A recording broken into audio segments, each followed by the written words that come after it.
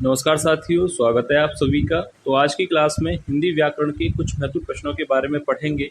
जो भी प्रश्न आपको कराए जा रहे हैं वो हिंदी की विभिन्न परीक्षाओं में पूछे गए प्रश्न हैं। तो काफ़ी महत्वपूर्ण वीडियो है, आप लोग एंड तक देखिएगा। और जो भी विद्यार्थी पहली बार क्लास ले रहे हैं, चैनल को सब्सक्राइब जरूर कर लें, क्योंकि इसी तरह के महत्वपूर्ण प्रश्न चैनल पर डेली कराए जा रहे हैं। तो आप लोग अपनी तैयारी के लिए चैनल से जुड़ सकते हैं। तो चलिए वीडियो को शुरू करते हैं और देखते हैं पहला प्रश्न। तो देखिए, पहला प्रश्न है, क्षणिक का विलोम शब्द होगा। ऑप्शंस दिए गए हैं, दुर्गम, बी शाश्वत, सी अक्षणिक या ऑप्शन डी विक्षणिक। यह प्रश्न परीक्षा में पूछा गया था कि क्षणिक का विलोम शब्द क्या होगा। तो राइट आंसर आपको याद रखना है, ऑप्शन बी यहाँ पर राइट होगा, शाश्वत। क्षणिक का अर्थ होता है पल भर के लिए या क्षण भर के लिए, और शाश्वत का अर्थ होता है सदैव या हमेशा के लिए। तो यहाँ पर क्षणिक का विलोम होगा शाश्वत, ऑप्शन बी राइट आंसर होगा। नेक्स्ट क्वेश्चन है, जो प्रमाण से सिद्ध ना हो सके के लिए एक शब्द क्या होगा। ऑप्शंस दिए गए हैं, अप्रमाणित, बी अपरिमित, सी अनप्रमाणित या ऑप्शन डी अप्रमेय। तो जो प्रमाण से सिद्ध ना हो सके कहा जाता है अप्रमेय। परीक्षा में पूछा गया था कि जो प्रमाण से सिद्ध ना हो सके के लिए एक शब्द क्या होगा, तो अप्रमेय राइट आंसर होगा। अगर प्रश्न होता कि जो प्रमाण से सिद्ध हो सके, तो एक शब्द होता प्रमेय। याद रखिए, जो प्रमाण से सिद्ध ना हो सके अप्रमेय, और जो प्रमाण से सिद्ध हो सके वह होता है प्रमेय। दोनों याद रखिएगा, परीक्षा में पूछे जाते हैं। नेक्स्ट क्वेश्चन है, जिसकी कोई उपमा ना दी जा सके कहा जाता है, यानी इसके लिए एक शब्द क्या होगा, उपमेय, उपमान, अनुपम या अनुपमा। तो देखिए, अनुपम का अर्थ होता है जिसकी कोई उपमा ना हो या जिसकी कोई उपमा ना दी जा सके, उसे कहा जाता है अनुपम। ऑप्शन सी यहाँ पर राइट आंसर हो जाएगा। नेक्स्ट क्वेश्चन है, सन्मार्ग का विलोम शब्द क्या होगा। सहज मार्ग, सुमार्ग, अमार्ग या ऑप्शन डी कुमार्ग। तो देखिए, सन्मार्ग का विलोम क्या होगा, परीक्षा में पूछा गया था, तो आपको याद रखना है ऑप्शन डी कुमार्ग। सन्मार्ग का विलोम होता है कुमार्ग। नेक्स्ट क्वेश्चन है, श्रेयस का पर्यायवाची शब्द है। ऑप्शंस दिए गए हैं, उत्पातु, सुकीर्ति, ऑप्शन सी अपकीर्ति या ऑप्शन डी सृजन। तो श्रेयस का पर्यायवाची शब्द क्या होगा, तो यहाँ पर विकल्प बी बिल्कुल सही हो जाएगा, सुकीर्ति। श्रेयस का पर्यायवाची शब्द होता है सुकीर्ति, कीर्ति, यश। याद रखिएगा, ये सब पर्यायवाची होते हैं श्रेयस के। नेक्स्ट क्वेश्चन है, वर्तिका का तद्भव शब्द क्या होगा। परीक्षा में पूछा गया था कि वर्तिका का तद्भव शब्द क्या होगा, मात्रक, 32, बाट या बत्ती। तो देखिए, वर्तिका का अर्थ क्या होता है, वर्तिका का अर्थ होता है दीपक की बाती। ठीक है, वर्तिका का अर्थ होता है दीपक की बाती।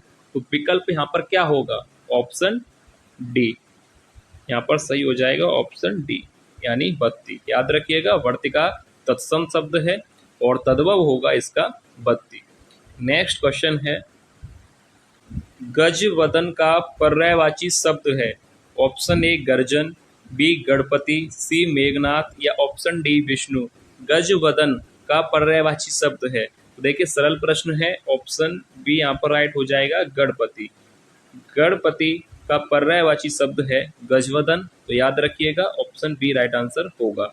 नेक्स्ट क्वेश्चन है, जिस स्त्री का पुत्र और पति ना हो के लिए एक शब्द क्या होगा, अबला या अकेल्या, अविरा या विधवा। तो आपको बताना है कि जिस स्त्री का पुत्र और पति ना हो के लिए एक शब्द क्या होना चाहिए। तो देखिए, याद रखिए, परीक्षा वाला ही प्रश्न है, ऑप्शन सी यहाँ पर हो जाएगा, अविरा। क्योंकि अविरा का अर्थ ही यही है कि जिस स्त्री का पुत्र और पति ना हो के लिए एक शब्द अविरा होता है। तो ऑप्शन सी राइट आंसर हो जाएगा। नेक्स्ट क्वेश्चन है, परेवा का तत्सम रूप है।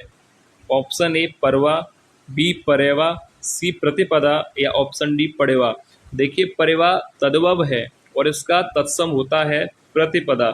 ऑप्शन सी यहाँ पर राइट आंसर हो जाएगा। परेवा का तत्सम होगा प्रतिपदा, ना कि पड़ेवा। ऑप्शन डी गलत है। आप ऑप्शन डी अगर टिक कर रहे हैं, सोच रहे हैं, तो गलत है। परेवा का तत्सम रूप होगा प्रतिपदा। नेक्स्ट क्वेश्चन है, वसुंधरा का पर्यायवाची शब्द होगा। Option A Ratnakar, B Kaladhar, सी क्षिति या ऑप्शन डी दिनकर। तो देखिए, वसुंधरा किसका पर्यायवाची होता है? पृथ्वी का। और पृथ्वी के पर्यायवाची काफ़ी हैं, जिसमें सबसे ज़्यादा पूछा जाता है अचला, भूमि, धरा। ये सब जो पर्यायवाची हैं वो वसुंधरा यानी पृथ्वी के हैं। तो यहाँ पर भी क्या पर्यायवाची होगा? तो देखिए ऑप्शन सी यहाँ पर सही हो जाएगा, क्षिति। क्षिति भी किसका होता है? पृथ्वी का। ये सब पर्यायवाची पृथ्वी के हैं। वसुंधरा, रत्नगर्भा, क्षिति, अचला और भूमि, धरा काफ़ी पर्यायवाची हैं, आप लोग याद कर लीजिएगा। पर यहाँ पर ऑप्शन सी राइट होगा, क्षिति। क्षिति का अर्थ भी होता है पृथ्वी। तो नेक्स्ट क्वेश्चन है, निम्न में शुद्ध वाक्य कौन सा है? ऑप्शन ए युद्ध लड़ा जा रहा है, या ऑप्शन बी युद्ध किया जा रहा है, या ऑप्शन सी युद्ध हो रहा है, या ऑप्शन डी युद्ध मचाया जा रहा है। और ये जो प्रश्न आते हैं ना, यहीं पर नंबर गलत होते हैं, क्योंकि यहाँ पर इनको सही करना थोड़ा कठिन पड़ता है। ये तो फिर भी सरल है, मैंने देखे हैं काफ़ी प्रश्न होते हैं जो नंबर कट जाते हैं। तो यहाँ पर ध्यान से देखिएगा कि शुद्ध वाक्य कौन सा है। तो ऑप्शन देखिए, यहाँ पर युद्ध लड़ा जा रहा है, युद्ध किया जा रहा है, ये दोनों ही गलत हैं। तो शुद्ध वाक्य यहाँ पर होगा युद्ध हो रहा है। ऑप्शन सी यहाँ पर सही हो जाएगा, ना कि लड़ा जा रहा है, ना ही किया जा रहा है, और मचाया जा रहा तो बिल्कुल गलत है। तो ऑप्शन सी सही होगा, युद्ध हो रहा है। वर्तनी के हिसाब से हमें देखना होता है कि वाक्य कौन सा शुद्ध है। तो युद्ध हो रहा है, ऑप्शन सी बिल्कुल सही होगा। नेक्स्ट क्वेश्चन है, निम्न में से तत्सम शब्द कौन सा है?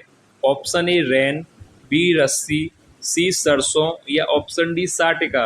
तो देखिए तत्सम शब्द अर्थात संस्कृत का शब्द, तो यहाँ पर क्या होगा राइट आंसर? ऑप्शन डी साटिका तत्सम होगा। अब इसका तद्भव भी तो होगा, तो साटिका का तद्भव क्या होता है? साड़ी। याद रखिएगा, साटिका तत्सम शब्द है और साड़ी तद्भव शब्द। सूक्ष्म का विलोम शब्द है।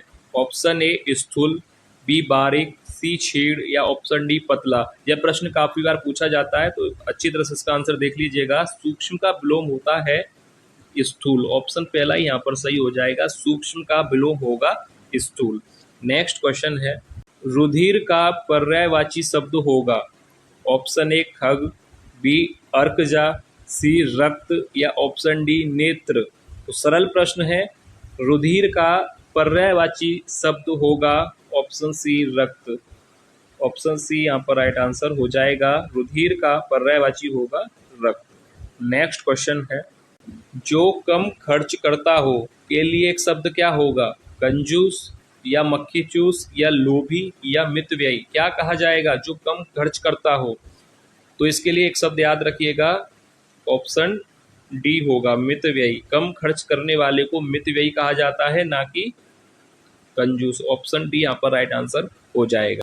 दूध का पर्यायवाची शब्द होगा। ऑप्शन ए सुधा, बी अमीय, सी पीयूष, या ऑप्शन डी घन।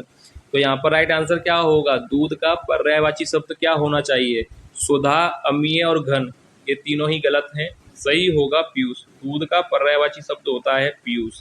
याद रखिएगा, ये भी एग्जाम में आया था प्रश्न, दूध का पर्यायवाची शब्द क्या है? तो राइट आंसर याद रखना है आपको, सी पीयूष। नेक्स्ट क्वेश्चन है, निम्न में शुद्ध वाक्य कौन सा है? ऑप्शन ए चाय ठंडा हो गया, या बी हलवा गरम गरम अच्छी लगती है, या सी पकने से पहले जामुन हरी होती है, या ऑप्शन डी पेड़ लगाओ जीवन बचाओ। तो देखिए यहाँ पर राइट आंसर क्या होगा? शुद्ध वाक्य कौन सा है?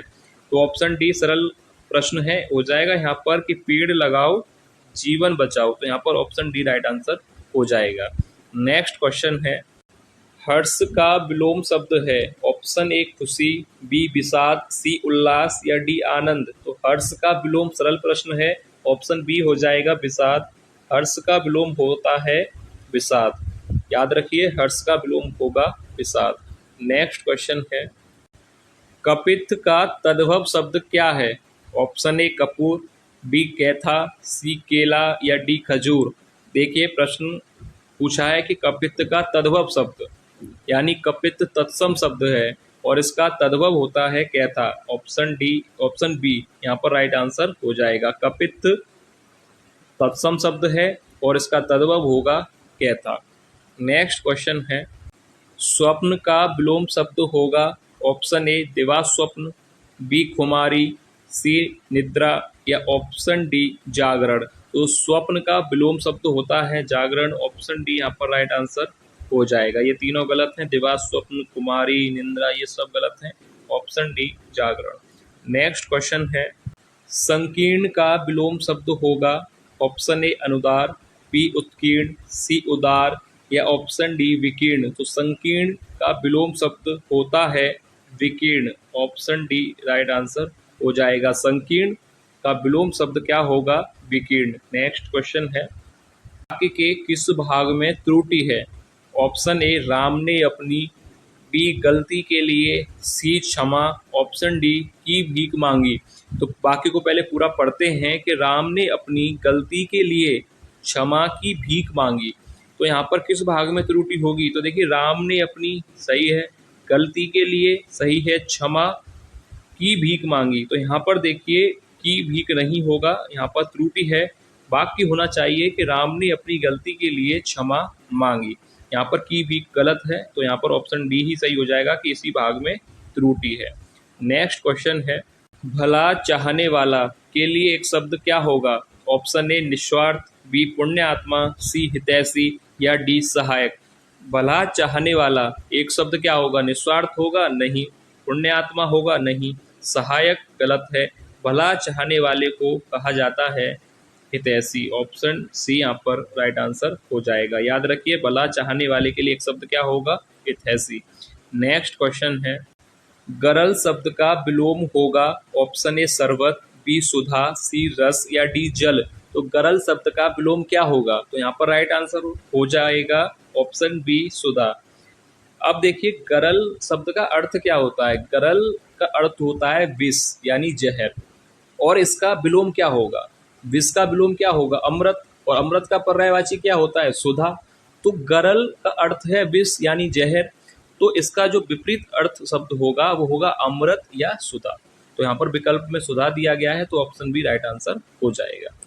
नेक्स्ट क्वेश्चन है, शुद्ध वर्तनी वाला शब्द है।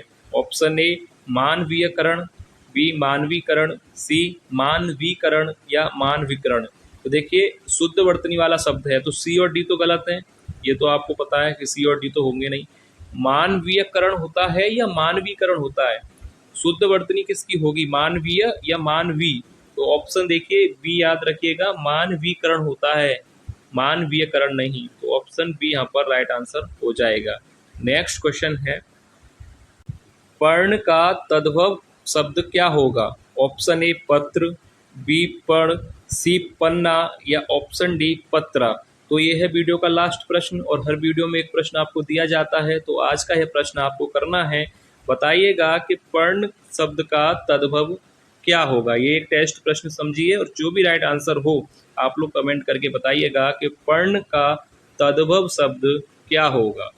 ठीक है, और जो भी विद्यार्थी पहली बार क्लास ले रहे थे, चैनल को सब्सक्राइब जरूर कर लीजिएगा अपनी तैयारी के लिए। तो चलिए मिलेंगे नेक्स्ट क्लास में और महत्वपूर्ण प्रश्नों के साथ। तब तक के लिए धन्यवाद।